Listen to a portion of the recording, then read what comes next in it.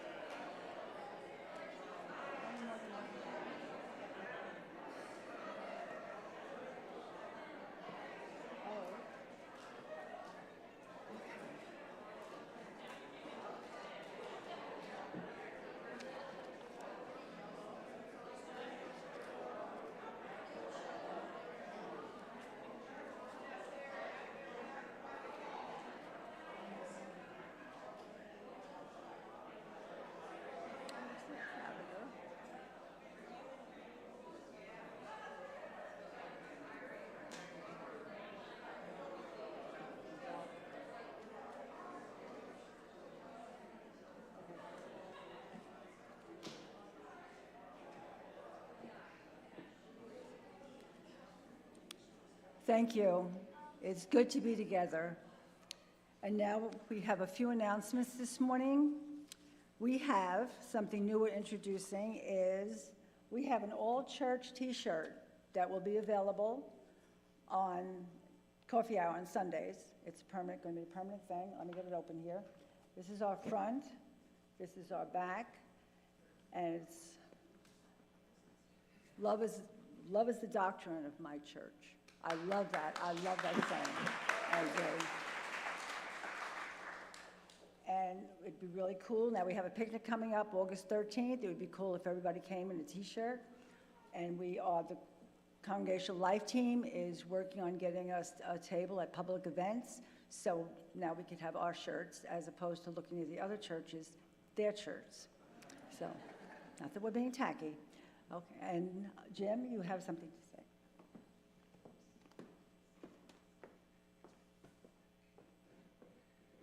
Thank you, Marjorie, for making that happen. Good morning. Happy 3rd of July. In addition, but wait, there's more. In addition to those great new t-shirts, we have yard signs available in the foyer, and they are free. Absolutely free. We have a large supply of these yard signs and the stands for you to pick up if you'd like to put one in your yard. Let people know who we are and what we do. As Marjorie mentioned, the all-church picnic is coming up on August 13th, and we have a check-in flyer. We're asking people to check in so we know how much food and goodies to have on hand. Take your smartphone and take a picture of this QR code, and you'll be able to check in for the event. In addition to checking in for the event itself, there will also be in your upcoming all-church emails a link to sign up to help, right? And let's thank Sandra and Phil Hannon for putting this on.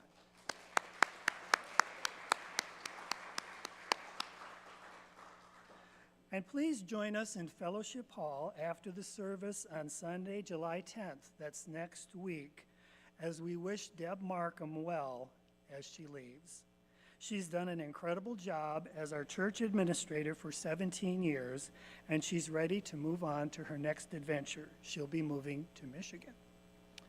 Please bring a card. I hope Deb's not watching. Please bring a card to let Deb know how much she means to you, and she does mean a lot. There will be snacks, and since next week is our second Sunday where we normally hold our Just the Basics class for newcomers, we're going to do Just the Basics the following week on July 17th. Another announcement has to do with a change in the Hogwarts summer program. There are flyers. These are available, correct? The Hogwarts summer event will be this Friday, July 8th, from 6 to 9, right here at the church. We're looking for volunteers to help put it on, so if you can spend some time volunteering, see Kevin Roberts, who is not here. You know who he is, though, so please let him know if you can help. Finally, an important reminder about voting. We're only 1 month away from August 2nd and the primary election in Kansas. Even though it's only a primary election, it is truly one of the most important elections in recent history. There's a proposed amendment to the Kansas Constitution on the ballot. It is cleverly marketed as the Value Them Both Amendment, but the actual title is Kansas No State Constitutional Right to Abortion and Legislative Power to Regulate Abortion Amendment. That's its real name. If this amendment is approved, it would allow the Kansas legislature to enact laws regarding abortion up to and including a total ban. Even though the August election is a primary, all Kansans, regardless of party affiliation, can vote for or against the Kansas No State Constitutional Right to Abortion and Legislative Power to Regulate Abortion Amendment. Please be sure to vote on August 2nd. It is more important than ever.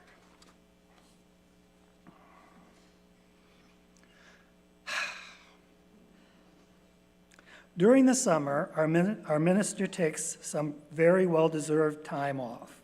When she is out of the pulpit, we have the pleasure of hearing from a wide variety of guest speakers. Our guest speaker today is Danny Hewett. Danny has been a member of SMUUCh for about 20 years and is very active in the church. In addition to leading the SMUUCh men's group and a Soul Matters small group, Danny is part of the 8th Principle Learning Team and the SMUUCh Choir. Danny and his wife, Pat Duggan, are regular food pantry volunteers and serve on the caring team and memorial services team. Danny is also not actually here today.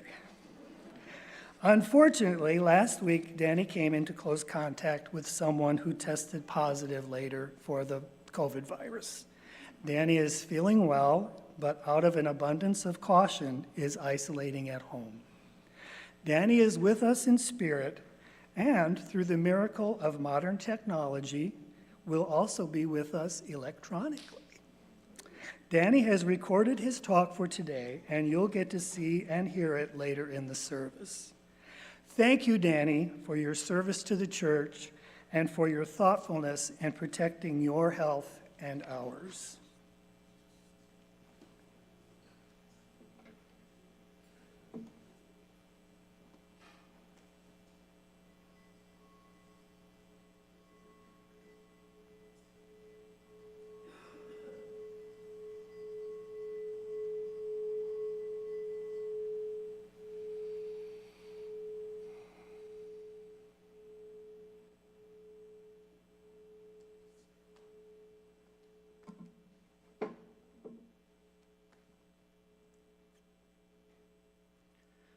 Come into this circle of love and justice.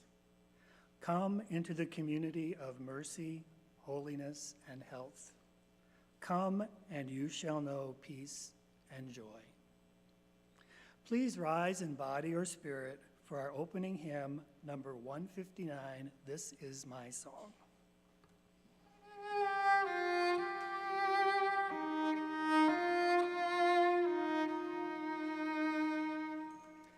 This is my song, O God of all the nations.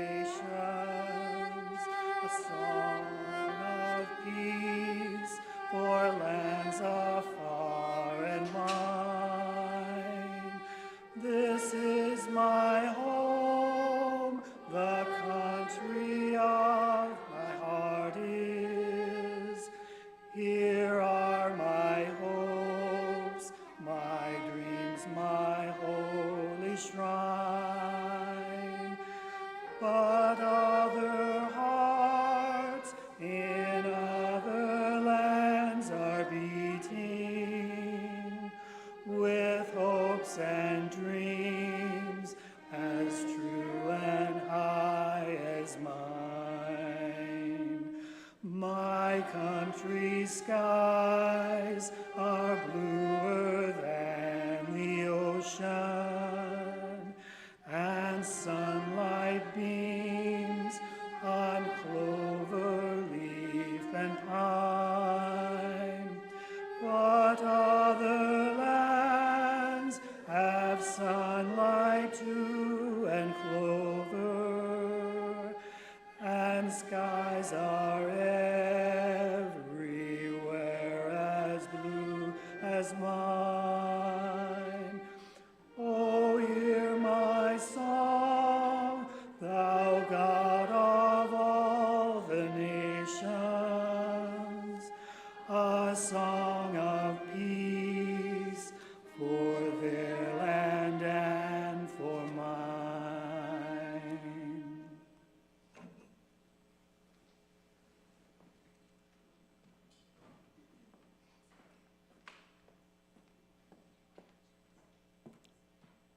As Quinn Cannon comes forth to light the chalice,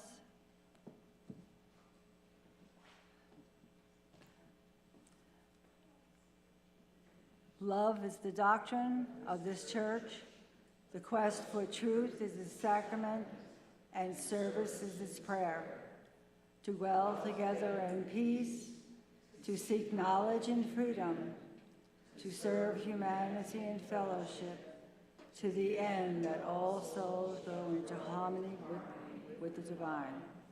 Thus do we covenant with one another.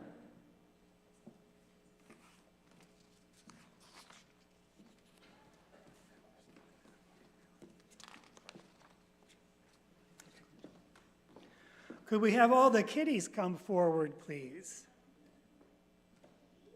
Kiddies, children.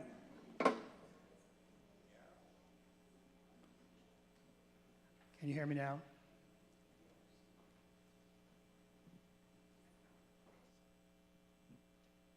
Good morning. Has anyone ever seen an elephant? Has anyone ever touched an elephant? Wow. What did it feel like? Wrinkly, dry. Well, today we have a story about an elephant and about some people who have never, ever seen an elephant before. It's called The Elephant in the Dark. Wow is right. Merchant Ahmad had brought a mysterious creature all the way from India.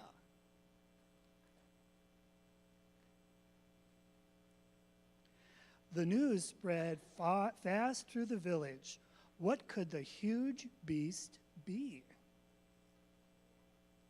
You think?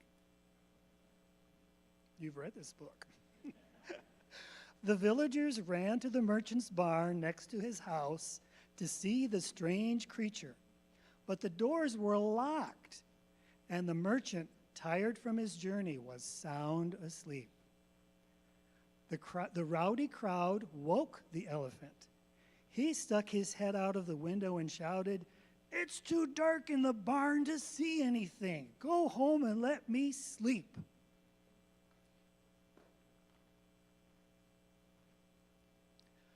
But no one went home. Instead, they decided to see the beast for themselves. Why? They were curious, weren't they? The first villager snuck into the dark barn. He tripped on a bucket of water and fell on the animal's long, slithery nose. This startled the villager and set him running. Outside, he gathered himself, puffed his chest, and said, "The creature is like a snake." He'd never seen an elephant before. Next, a short man entered and reached very slowly into the dark. He wrapped his arms around one of the animal's legs, then rushed out to report, "People, the creature is not like a snake at all. Oh no, it's round and tall, like a tree trunk." Was that the same animal? A third villager climbed inside the dark barn. The beast swept its huge ear against her face, and the woman ran out. "The creature is neither like a snake nor a tree trunk," she panted. "It's like a fan, a huge floppy fan." The three villagers argued excitedly. Others scratched their heads and disagreed. Each offered such different views. The fight escalated, and the remaining villagers stole into the dark barn to find out the truth for themselves. "It's like a leathery jug of water," said one. "It's skinny and hairy like a paintbrush," said another one. "It's definitely sharp like a plow. It sounds like a horn." This is very confusing, isn't it? All day long they called each other names and fought to prove each other wrong. Into the night, no one listened, but everyone shouted and shoved. When the sun finally rose the next morning, Merchant Ahmad led the beautiful, gentle creature to the river. But everyone was still too busy fighting to notice the large gray elephant. And no one noticed that they each knew only a very small piece of the truth. Isn't that an interesting story? Kind of. Well, thanks for your attention, and you can go back to your seats. Or go out. Okay. You can go out or go back to your seats.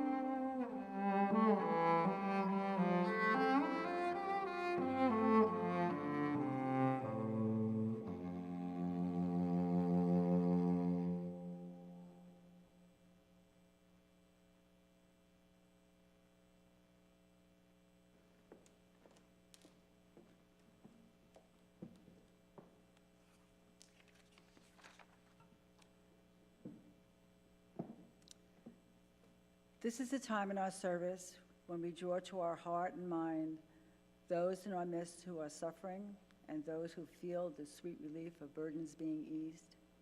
We give our love to those untangling themselves from relationships that no longer serve them. We grieve for the loss of energy and time chronic illness takes on the body and mind. And our hearts go out to all who are struggling to make ends meet. We extend our gratitude to people who make caring for children the primary spiritual practice, and we join in wonder with all people who are bravely facing their final days. As always, we rejoice over the exquisite beauty in this world as small or life-changing as each piece of beauty is. I now invite you to come forward and briefly share in 2 or 3 sentences a rare joy or profound sorrow, and light a candle. Since this is an old church, oh, the kids go out? The kids left? Okay. Okay. Please join us in our candle lighting.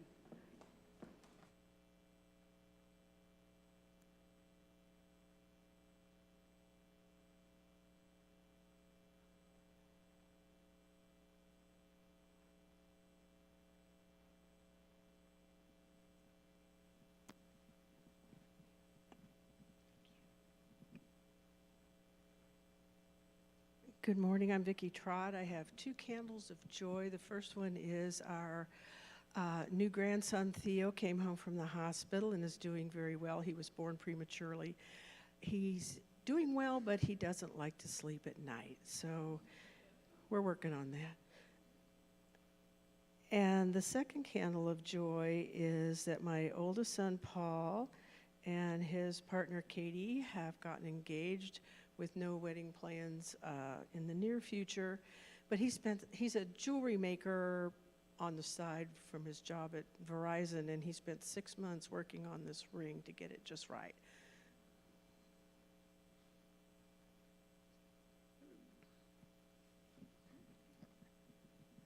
Hello, I'm Bernie Norcott Mahaney, and I'm lighting a candle of joy for my 23rd wedding anniversary. My wife Carla is not here, but I think we may have some plans later. We'll have to see. I'll light remaining candles for the thoughts we hold in our hearts that are unspoken. Light all these candles.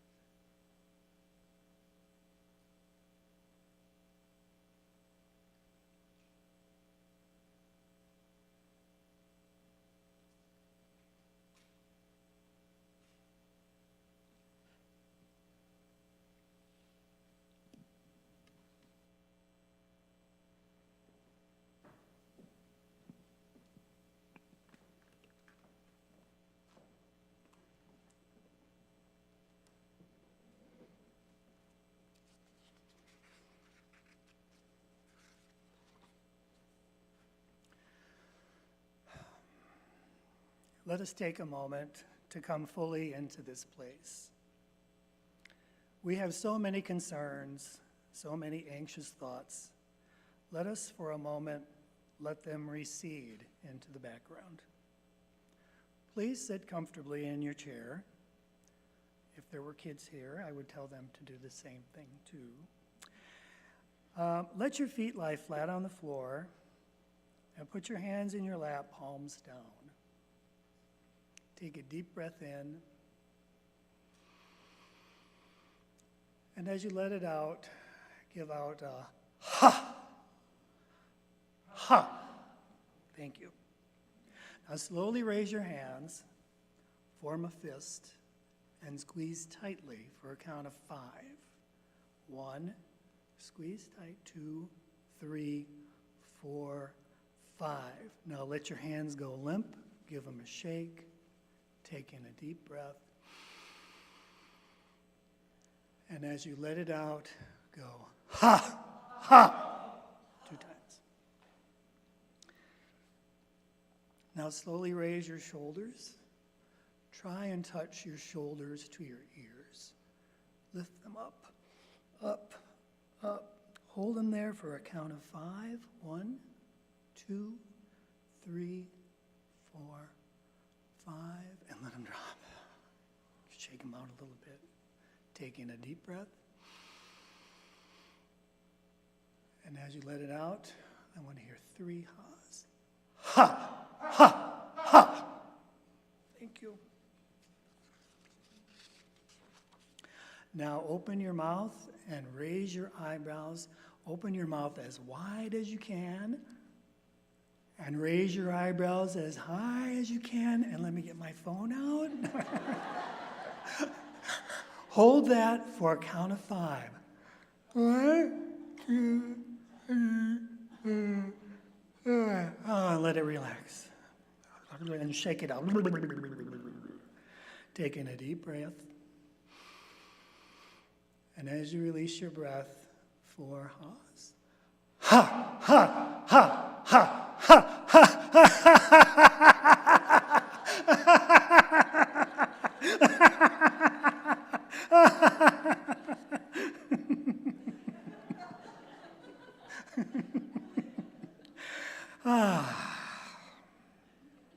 This is your safe space.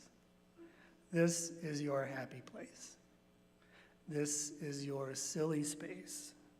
Take comfort in this place, in this community. Be at peace. Know love.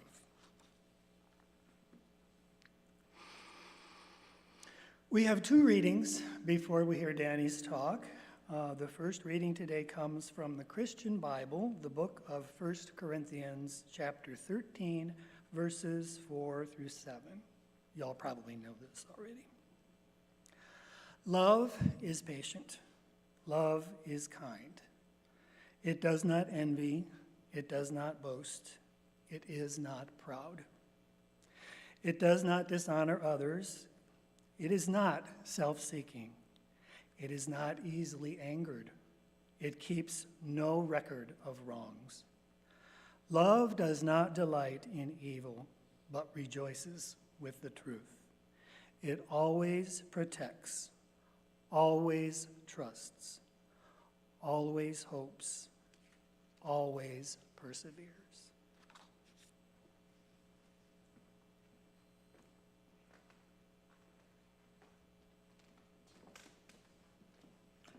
Good morning. I'm Vicki Miller, and I do a Soul Matters group with Danny Hewett. And Danny, I just want to say good morning. We've done part of our group with Zoom and part of our group in person, so we're used to communicating this way. I want to thank Danny for asking me to do this reading this morning, because this has really impacted me the last couple of days to see this poem and really think about this poem in terms of what we're dealing with right now in our country. And I have a daughter in New York City. She's been there 11 years, and we've gone past the Statue of Liberty multiple times on tours, but we've never stopped, and I've never read what's written there on the Statue of Liberty. I can't wait to go back to New York so I can see this myself, but this is a poem that is written on the Statue of Liberty pedestal. It's called The New Colossus by Emma Lazarus. Not like the brazen giant of Greek fame, with conquering limbs astride from land to land, here at our sea-washed sunset gates shall stand a mighty woman with a torch, whose flame is the imprisoned lightning, and her name, Mother of Exiles. From her beacon hand glows worldwide welcome. Her mild eyes command the air-bridged harbor that twin cities frame. Keep, ancient lands, your storied pomp, cries she, with silent lips. Give me your tired, your poor, your huddled masses yearning to breathe free, the wretched refuse of your teeming shore. Send these, the homeless tempest-tossed, to me. I lift my lamp beside the golden door. And now, spoken words from Danny Hewett.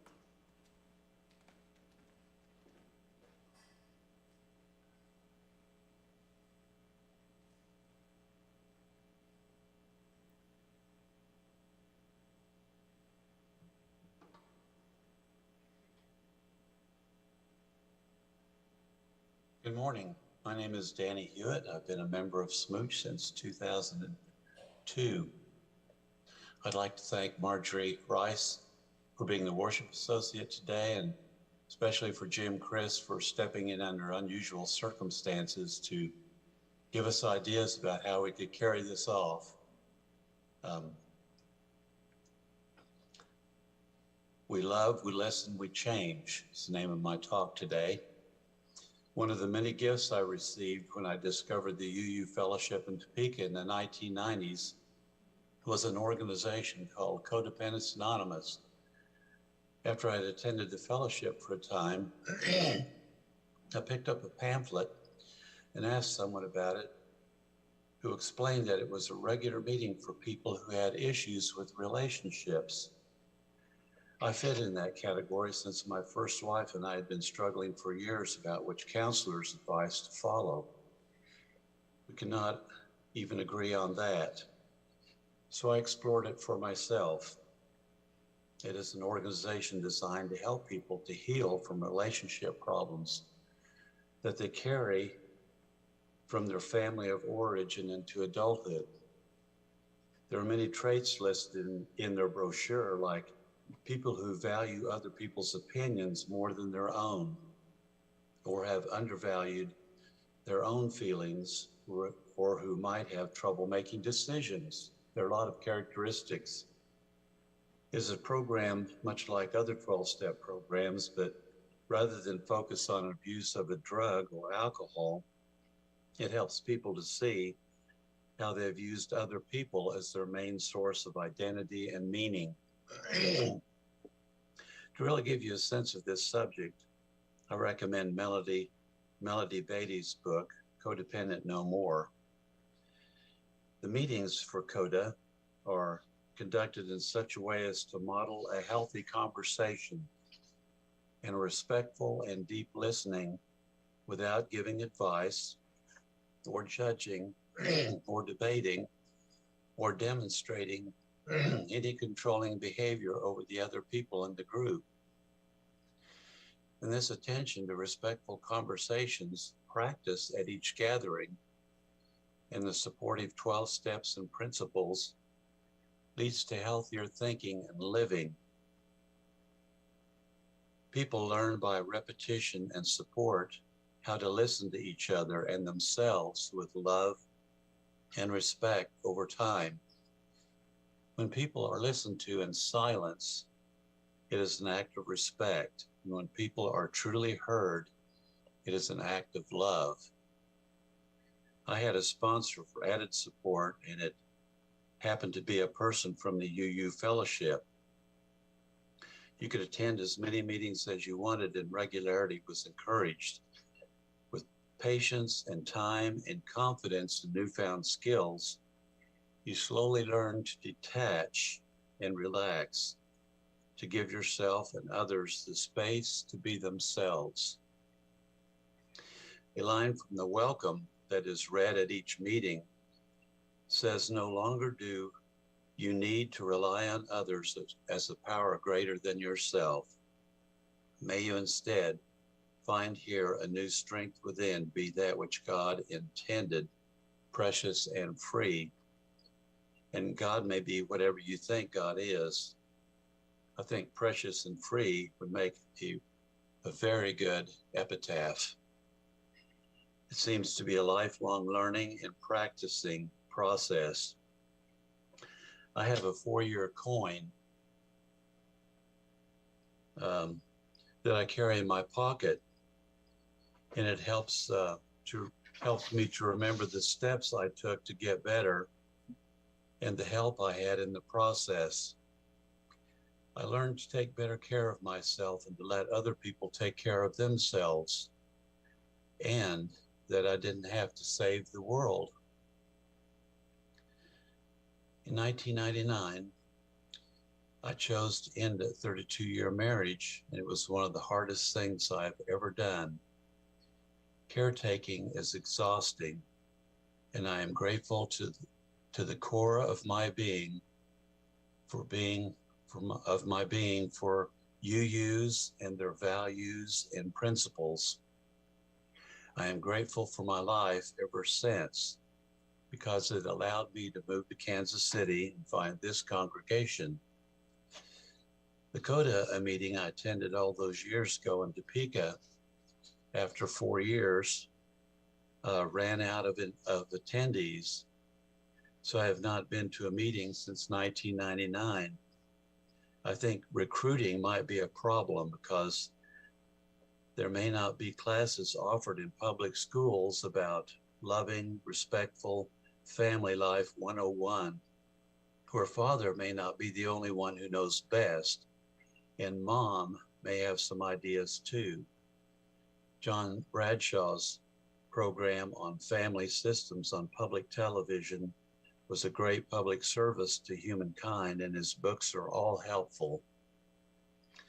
He raised attention on families and how important they are to the development of people. Families are where we learn that we are inherently worthy and dignified, and where we learn to value healthy decision-making that affects every member of the family. Since moving to Kansas City and finding SMUUCh, I found that small groups and the men's group practice the same respectful listening techniques that CODA members practice with their respectful check-ins. I should not have been surprised because UU churches probably have a high percentage of teachers and social service and caregiving professionals and people in general focused on the central issues of existence. In my early days here at SMUUCh, I was in 3 different small groups that folded, and I gave it up for a while. I thought I might have jinxed the groups, but the real reason for their demise was that changes in members' personal lives was going on at the same time, and the church was experiencing changes in leadership also. So I am in a small group now, and the people are magnificent human beings, and the Soul Matters materials and methods are better than ever. The leaders are thoughtful and hopeful and true champions of the program. The members of the groups have a wonderful opportunity to get to know other members and themselves even better. I am grateful that we have such a program at SMUUCh and that it mirrors a personal relationship recovery program that values deep listening and all the UU principles and aspirations. Our nation is celebrating its 246th birthday on July 4th tomorrow. And our nation needs a recovery program for all of our citizens who have lost their memory of the we, the people, and that we are only a sovereign people together when we value all our citizens equally as people of inherent worth and dignity, and that we are not a nation of one faith, but of many, and we believe in democracy and not theocracy. We cannot force people to recover their better human natures, but we can insist that we use our voices to be heard, and we stand together and encourage one another that we might be a beacon of freedom again as a people for all people on this planet. So let us love one another, listen to one another, and make the change to be our best human selves. Amen.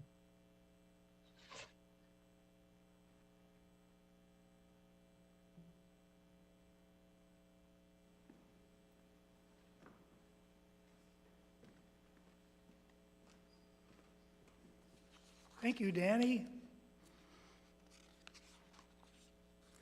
And I can share with you that the Soul Matters small group program at SMUUCh is very strong.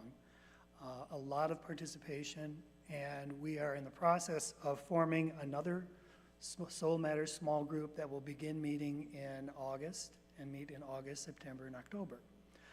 There will be an announcement in your all-church email with a sign-up sheet and more information if you're interested. The work of the church depends on us, our generosity of time, wisdom, and financial resources.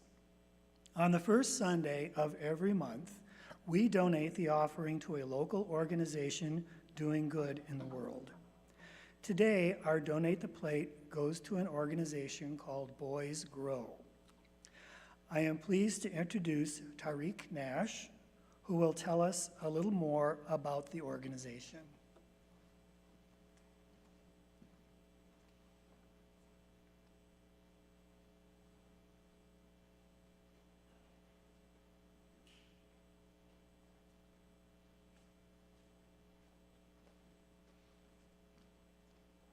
Good morning, everyone.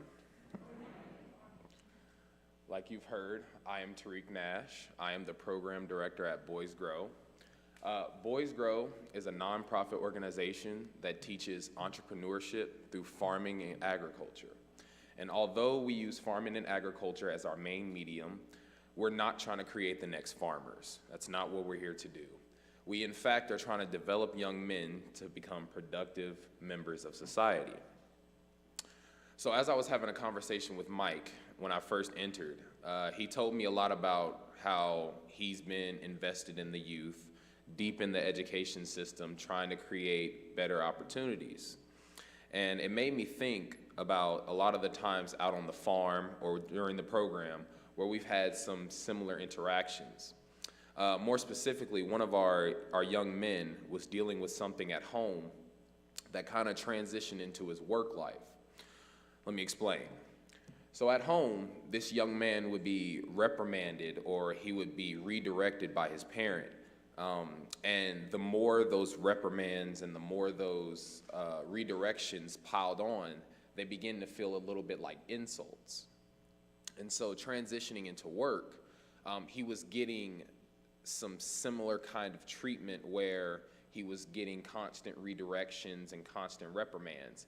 And to him, it felt a little bit of a personal attack because of what he's been having to deal with at home. And so after having a conversation with him about his work ethic and how he chooses to handle these situations, we saw a complete 180 out of him immediately. So he's a part of our culinary team, for those of you who do not know. And our culinary team is tasked with creating the recipes for us each and every day for us to eat. And in the kitchen, you know, there are a lot of instruments and objects that can cause harm to you if used improperly or not monitored correctly. And so the head of our culinary program decided to keep our boys safe, and her way of doing that was giving them redirection so that they can understand that dealing with these instruments are dangerous and you need to be careful and be safe, otherwise someone could get hurt. Unfortunately, because of what he's been dealing with at home, he didn't take it that way. And so after having a conversation with him, I had to let him know that you shouldn't take these things personally. And the reason being is that we are only trying to keep you safe. And then I had to tell him I was put in a similar situation where I actually got in trouble by my boss for something I didn't do. And I had to tell him it's not about us being redirected, being reprimanded. It's that we can learn from our past mistakes. And for us to learn from our past mistakes, we must first identify what those mistakes are. So after having a brief conversation with him, I believe he understood a little bit more the impact of what he was actually doing. Because, you know, going day to day, doing the same things over and over and over again, things become a little repetitive and you can sort of lose the big picture of what we're actually trying to accomplish here. So after having a brief conversation with him, he was able to understand the impact of what we do and why we do it, and you could see an immediate 180 from him. After having the conversation, he went back to his team. He was more vocal. He was more open to constructive criticism. He was able to tell his teammates about what he had learned and what he had experienced so that they too would not make the same mistake. And going further into that, I wanted to talk about how we go about redirecting our youth. And I'm not here to preach, that's not my job. No, I just want to have a simple conversation with you. But if we are to teach, or if we are to task the next generation with leading us into the future, we should do it in a way that is compassionate and with love. Because too often times these kids come from situations where they don't receive enough love, they don't receive enough compassion. And I see the youth as an investment. And not only do we have to invest time and effort and be present and be visible, but we also have to invest love and compassion, because being there just isn't enough anymore. But being there with love, with compassion, being able to understand and comprehend, being able to guide them in a direction that is positive holds more weight than anything. And so one of the main reasons why I decided to stay at Boys Grow was because of the mission behind it. We're not trying to create the next farmers. We are simply trying to develop young men to become prosperous, to become successful, to become upstanding citizens. And in order to do that, we have to invest. And that's more than just money, that's more than just time, that's more than just effort. We need to invest love and compassion into our youth. And a lot of the times, these kids just don't see that. And so the more they're able to see that, the more we are there for them, the more love, the more compassion they invest or get invested into them, the more they can then invest into the next generation. So we can't ask the next generation to be better than us or to be as good as us if we don't sit and invest the time now. And even though I'm 23 years old, I'm still young in the eyes of many. I feel old myself, because having gone through the program over a decade ago, the mission still stays the same. Developing young men, growing produce. That's what we've been doing, that's what we will continue to do. And the more young men we are able to invest in, the more young people we're able to invest in, the better off we'll be in the future. Thank you.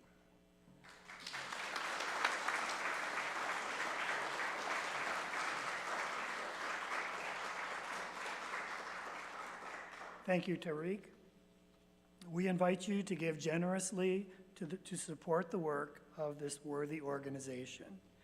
If you have a check to put in the offering basket and you want it to count toward your pledge, please write pledge in the memo line. And if you have the Realm Connect app on your phone, this one time you can get your phone out in church and make a donation right online. If you'd like to learn how to do that, let me know. The offering will now be given and received in grateful appreciation of our shared values.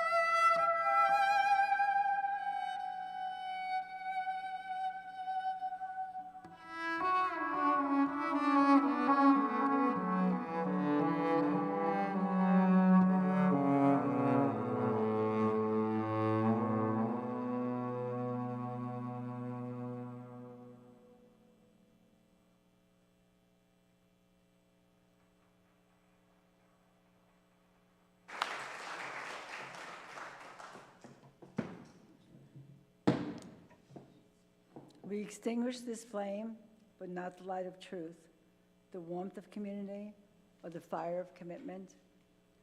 These we carry in our hearts until we are together again.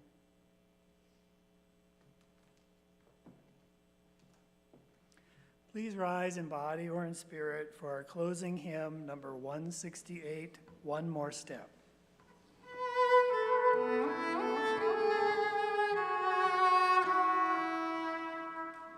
One more step, we will take one more step, till there is peace for us, and everyone will take one more step.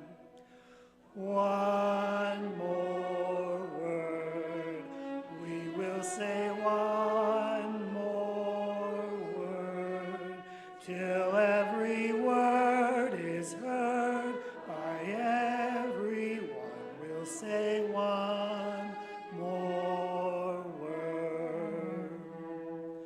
One more prayer, we will say one more prayer, till every prayer is shared by everyone. We'll say one more prayer. One more song, we will sing one more song, till every song is sung by everyone.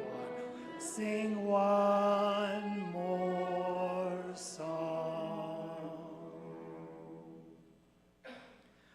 Our closing message from Danny is this. This week, I implore you to love and to listen to those around you. Go in peace.